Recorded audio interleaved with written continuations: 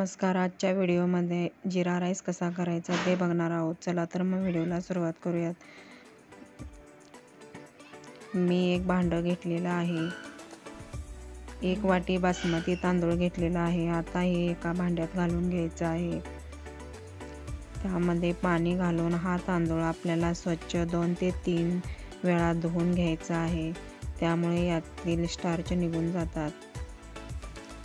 आता यातील पाणी काढून घ्यायचं आहे आणि दुसरं पाणी घालून 1 तास तांदूळ आपल्याला भिजत ठेवायचा आहे. आता जिरा राईस बनवायला घेऊ.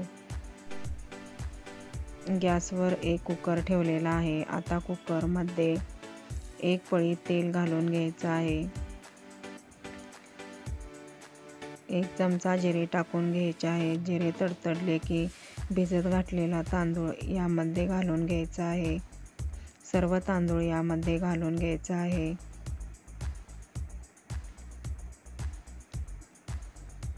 सर्व तांदूळ घालून झालेला आहे. आता हा तांदूळ आपल्याला भाजून घ्यायचा आहे. 1 मिनिटभर हा तांदूळ आपल्याला भाजून घ्यायचा आहे.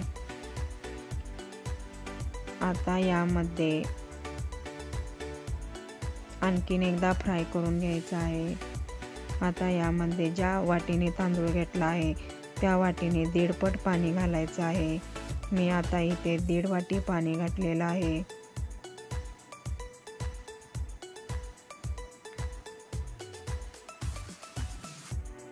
चवीनुसार मीठ टाकून घ्यायचं आहे आणि आता याला चांगलं मिक्स करून घ्यायचं आहे.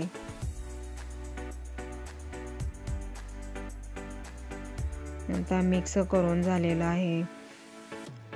आता कुकरला टोपण लावून घ्यायचं आहे. कुकरला टोपण लावून मध्यम गॅसवर 1 शिट्टी करून घ्यायची आहे. कारण हा तांदूळ आपण भिजवून घेतलेला आहे. भिजत घातल्यामुळे तांदळाला जास्त शिट्ट्या कराव्या लागत नाही. एका शिट्टीमध्ये आपला भात शिजतो. कुकर थंड झाल्यावर उघडून बघूया. बघा आपला जिरा राईस किती छान शिजलेला आहे. एकदम मोकळा आणि सुटसुटीत होतो. कोथिंबीर थोडीशी टाकून घेऊ. आता एका प्लेटमध्ये काढून घेऊ. आपला जिरा राईस तयार आहे.